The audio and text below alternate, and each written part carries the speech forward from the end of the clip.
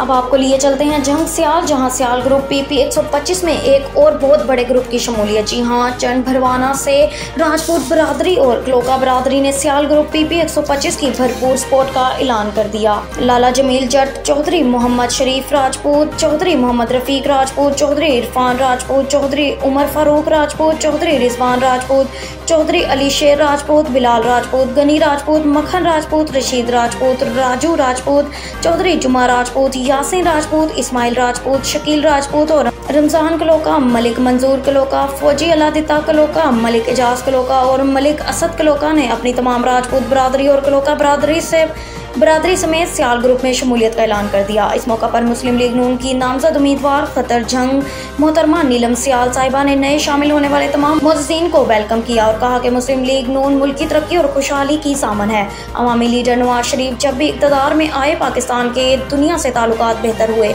Investment Pakistan आई और सड़कों के जाल बिछ गए। अब तक के लिए इतना ही। मज़ीद खबरों से बाखबर रहने के लिए विजिट करें हमारी वेबसाइट witnews.pk।